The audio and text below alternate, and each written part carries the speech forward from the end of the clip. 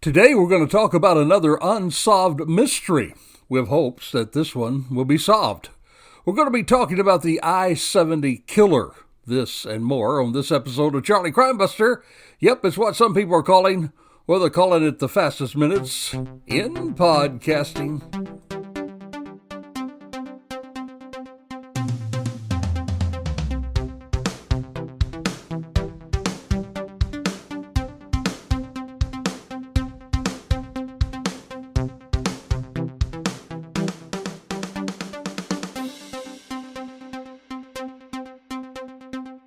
The views and opinions expressed in this podcast are solely those of the individuals interviewed and participating in this show, and do not represent those of Charlie Crime Buster or Peacemaker Network.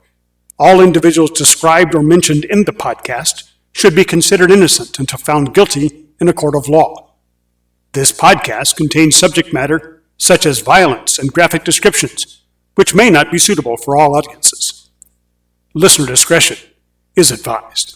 Well, hello and welcome to another episode of Charlie Crime Buster. Today, a mystery that's gone unsolved for way too long, the I-70 killer. Now, before that, though, welcome to all of our new listeners. And as always, as a new listener or a seasoned listener, there's an invitation to reach out with a shout-out. That's right, you can reach me, charliecrimebuster at gmail.com. That's charliecrimebuster at gmail.com. You can ask questions, make suggestions, even lodge objections. Yep, it's a safe place to reach out with a shout-out. In fact, today's episode is the result of one of our listeners reaching out with a shout-out. They made a suggestion about today's episode. It is Janet from New Jersey who emailed us with some very kind words. She says, quote, "Love your podcast. Found you when I wanted more information on the Idaho College murders, and you delivered great information." Exclamation point. Hey, thank you, Janet, for those kind words. She then mentioned she'd like to hear a little more about the I-70 killer, which is a unsolved mystery. Now, Janet from New Jersey, well, she brought today's episode to my attention, and I want to thank you.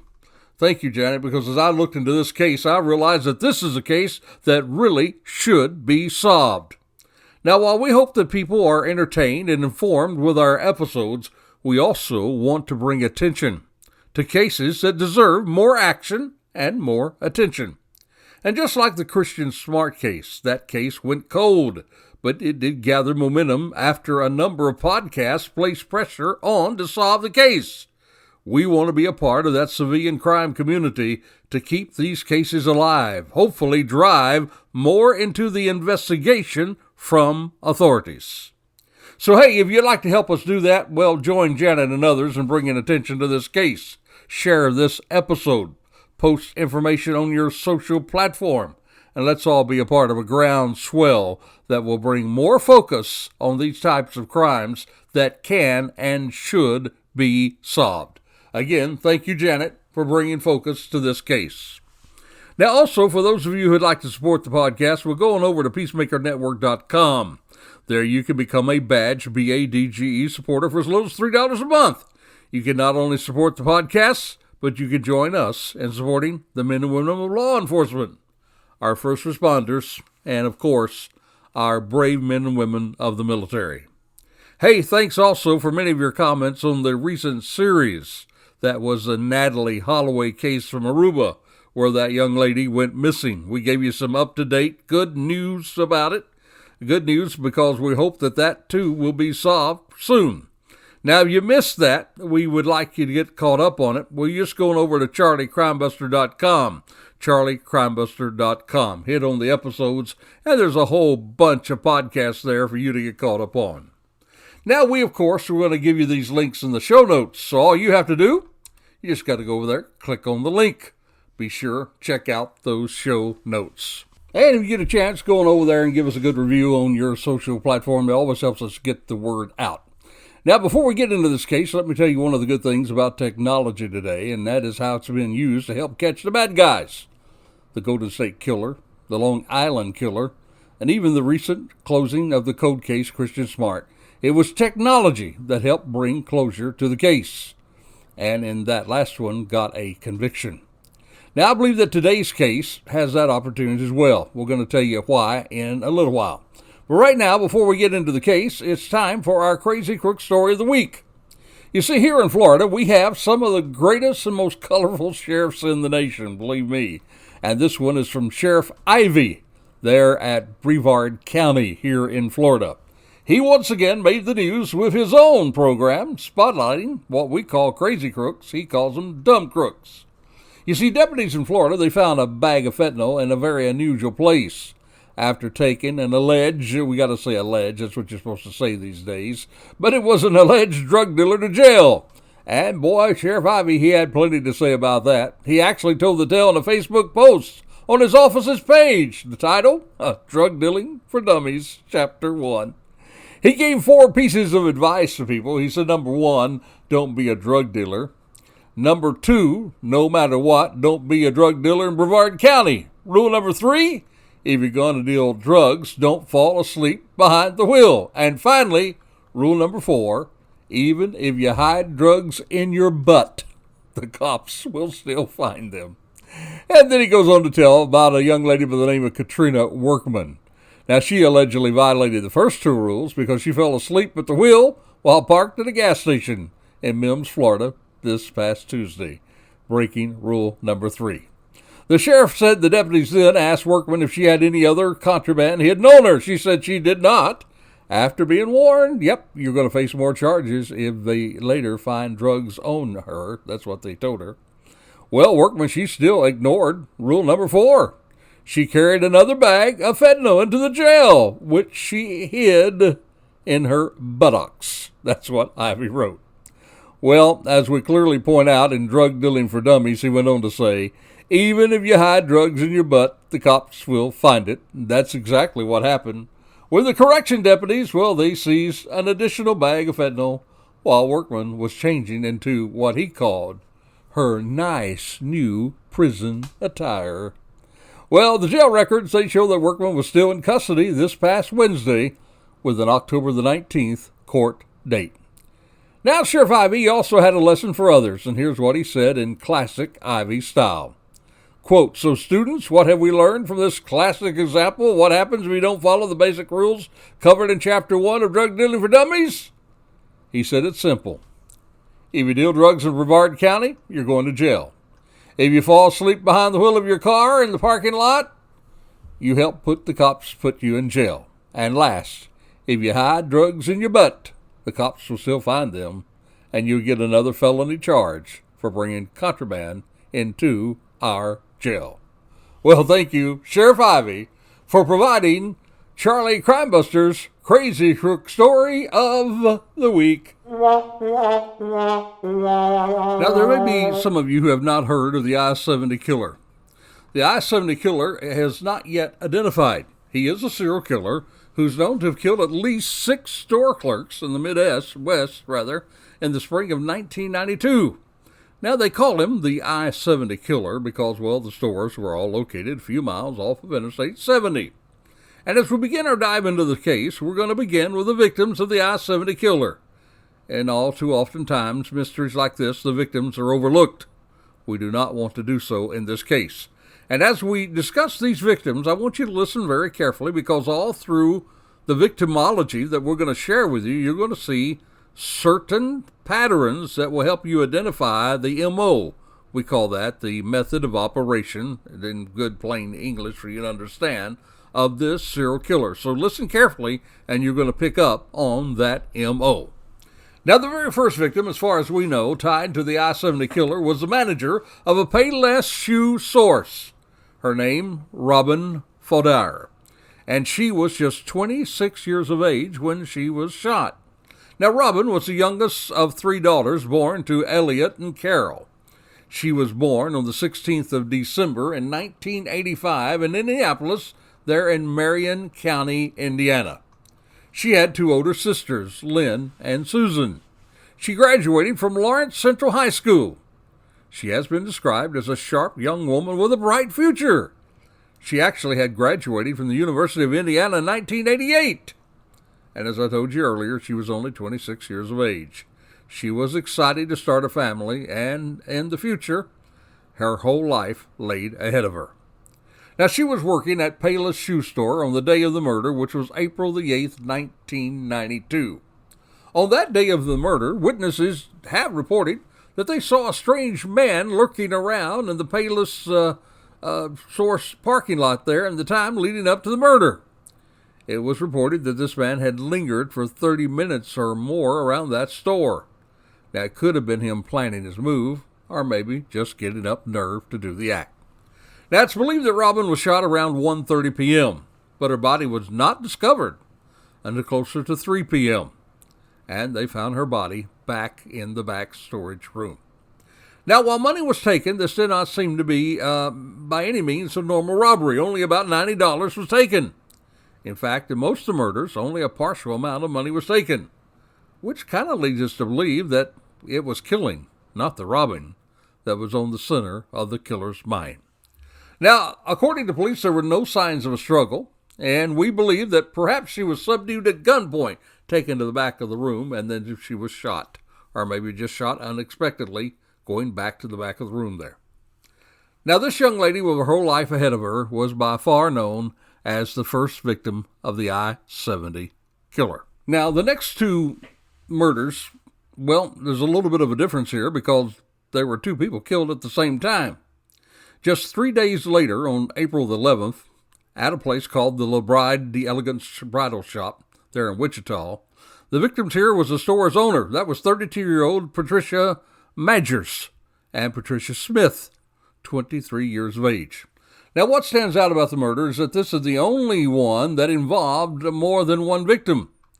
It is believed that the killer thought that only one woman was in the store at the time, though. You see, the women had stayed over closing time because there was a customer coming in to get something he had ordered. Patricia Smith, the worker, was working side by side with the owner, Patricia Magers.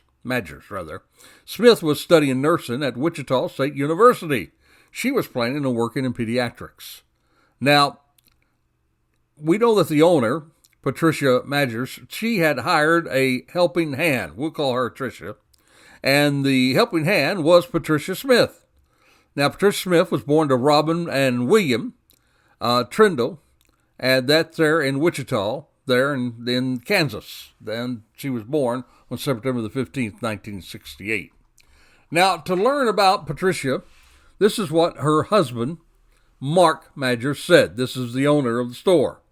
He said that he was at home making dinner for himself and his wife, Patricia, waiting for her to get back from a long day working at her bridal shop. You see, it seems that they had purchased that shop about a year earlier. Now, after trying to get a hold of his wife for several minutes, Mark decided to go check on her. He said, "When I got to the store, there were police everywhere. Tape was up. I ran in toward the store." And later he described his wife as one of those people that had the personality that people really enjoyed to be around. He went on to say that he felt very blessed that God chose him to be able to spend 12 years with her.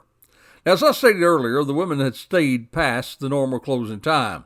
They were allowing a male customer to come by and pick up a cummerbund for a wedding. Sometime after 6 p.m., the women, it is theorized, allowed the killer into the store, perhaps thinking that he was the customer that they were waiting for. Now, when the police did arrive, they found that money had been stolen from the store cash register, but they did not see any signs of a forced entry.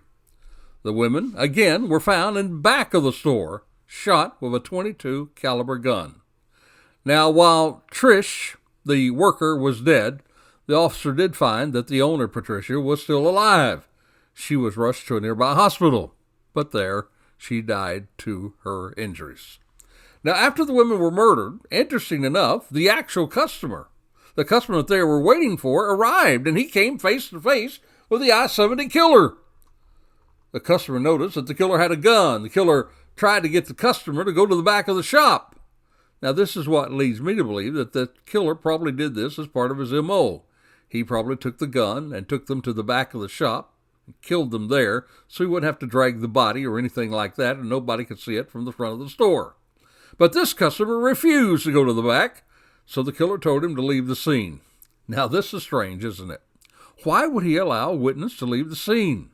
Well, the customer, he did leave, but he was so frightened that he did not report the incident till more than an hour had passed. You see, perhaps the murderer told him not to do that. Maybe he feared for his life. Don't be too hard on the witness, because he was able to give a description. And he described the killer as a slender white man with reddish hair, armed with an Uzi-style gun. Now we're going to tell you about another victim with a twist in the story regarding the victims. And we're going to share with you a little more about these victims so you can see this pattern that is emerging in the MO. But first of all, I wanted to feature a citizen who deserves some recognition. I read about this man this past week. He was a man who had been out and he'd been drinking, but instead of getting in his car and driving home impaired by alcohol, he left his car parked, and he walked instead of driving under the influence. Now, a cop found his car illegally parked. It had stayed over the limit, and he was about to write a ticket when he saw a note on the windshield. It said something like this: "I decided to walk rather than drive after drinking. Please have mercy." Well, the officer left his own note. "Here's a warning ticket, and here is your mercy." Now, both these situations, I believe it's a win-win in my opinion. The cop was right in rewarding the smart choice of the citizen by just giving him a warning ticket. Now, while I'm not naming names, the citizen who also realized it was not right to drink and drive, I have to give him credit. In fact, we're going to recognize him as our citizen of the week.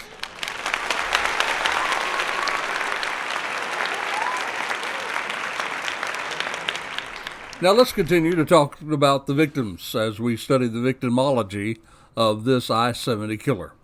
Our next victim is Mick McCown. He was born to Philip McCown and Sylvia McCown there in Terre Haute in Indiana on December the 29th, 1951. This 40-year-old young man worked at his mother's shop, Sylvia's Ceramic Supplies. That, again, was in April of 1992. Now we hear from his sister, a young lady by the name of Cindy Brack. She described Mick as talented, self-taught musician who could play several instruments. He was actually a part of an amateur rock band. They performed in various states around the holiday season. However, Mick had stopped traveling because now he was taking the time to help out his aging parents in their business. Now, the police department there, they received a 911 call at 5 p.m., April the 27th, 1992, and it was regarding a gunshot victim. Now, when officers responded, they found that the 40-year-old Mick was lying crumpled on the floor of his mother's store, there with a gunshot wound from a .22 caliber, make note of that, again, in the back of his head. And less than $50 was reported stolen from the cash register. And the police found no evidence of a struggle taking place. Now, Mick was the only male victim among all of I-70's killer's confirmed victims. And the police, they think that the store name, Sylvia's Ceramics, and the fact that Mick had a ponytail, maybe had his back turned toward the killer, that might have deceived the serial killer, that he actually thought he was again shooting a female instead of a male. Well, our next victim is Nancy Christine Kitzmiller. She was born to Don Kitzmiller in Oklahoma City of Oklahoma County in September the 25th, 1967. Now, she lived in her native city for about a decade. She was a soccer player, and she was a horsewoman.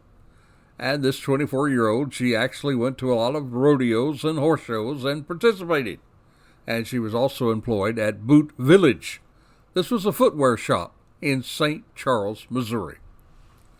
Now, reports tell us that she was supposed to have started working shortly from the time of her murder. She was going to be working at the Defense Mapping Agency in St. Louis. It's now known as a intelligence agency at the time of her death. The customers stumbled upon Nancy's body around 2:30 p.m. on May the 3rd, 1992. And they called the police. Now, local TV news program, it actually said that Nancy, get this, was not supposed to work that day, but had been filling in for an absent colleague. Now, again, that might help us to realize that these people are actually at random. They're not targeted. There just happen to be clerks that he is targeting. Now, like the previous murder, she had also been shot in the back of her head with a .22 caliber weapon. She was lying in the back of the store. And again, the murder, he has stolen a small amount of cash from the cash register. That brings us to the final confirmed victim of the I-70 killer. That victim was found 4 days later, May the 7th, a place called Raytown, Missouri. Her name, Sarah Lynn Hart Blessing. She was born to Clarence Hart and Wilma Hart in Topeka in Shawnee County, Kansas on March 3, 1955. 37-year-old Sarah, she was killed inside the personal health store of many colors. She actually owned this store along with a few friends. And Tim Hickman, the owner of the video store next door, he claimed to have seen the killer enter the store and saw him leave after a loud gunshot noise. Tim discovered Sarah's body when he went to check on her. A clerk at the nearby grocery store also claimed to have seen the suspect, who he said was climbing the hill toward I-70. Now, investigators have already noted that the killer's M.O., well, it was identical to the previous 5 cases. Tim, by the way, provided a detailed description of the individual he deemed to be the murderer. Then, my friend, after all these people were killed, the killing spree halted abruptly. Retired Detective Mike Hennessy says, it just happened in such a short period. He seemed to pick his victims very carefully, and perhaps something set him off. So after hearing about these victims, I think you and I can see that there are several things about it. In fact, according to a St. Charles homicide detective, they actually made connections even back then between these 6 killings. They noticed a pattern. Police tells us that all these murders were committed with a .22 caliber firearm. The victims were usually petite young women with long, dark hair. Now again, the investigators believe that the killer mistook Mick for a woman owning the shop, being in his mother's name, Sylvia Ceramics, and him wearing his hair long. Further similarities also included all of them being shot in the back of the head. And get this, listen to this very carefully, because in our next episode, when we talk about a possible suspect, you might need to pay attention to this next part of the M.O. In each of these I-70 killings, there were no signs of any sexual assault. It appeared to be the killer just killing, and that was what he was zeroed in on. Even more than the money was the killing. Now, they did put together some sketches. We're going to put some copies of the sketches on our Facebook page.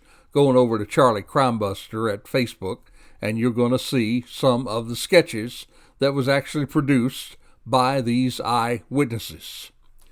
Now, one of the shows noted that all the stores were robbed, but that robbery seemed to be a secondary motive since all the stores were small specialty businesses. They didn't even have that much money. The stolen cash always varied between $50 to less than $100. It just appears, my friend, that the perpetrator, that this killer, seemed to get a thrill out of just murdering the victims. Something else, all these slayings happen after lunch, around closing time. Why? Well, you can put that together, can't you? That's usually when traffic is generally low. The victims were alone, except for the one Wichita murders, where we believe at that time he did not realize that there were 2 women working that night, waiting for that customer to return. Now, due to all these similarities, authorities do believe that the same individual killed all 6 victims in the 5 Midwestern cities between April and May of 1992.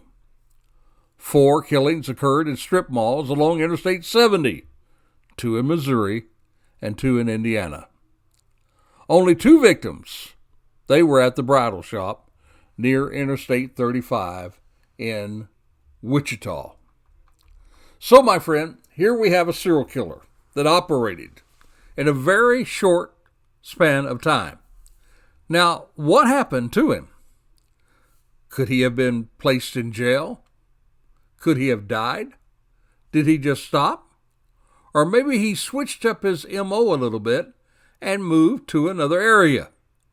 We're going to discuss that next week in part 2 as we go on search for the I-70 killer. I'd like to hear what you think about this. Why hasn't this been solved? And how will it be solved? We're going to talk about both of those things, why it hasn't been solved, how it can be solved, and are there more victims? We'll cover all that next week as Charlie Crimebuster goes on the hunt for the I-70 killer. This mystery can be solved. And we're going to tell you how it can be solved next week. So until next time, this is Charlie Crimebuster reminding you, be safe, be alert. Yep, for the life you save, it may be your very own.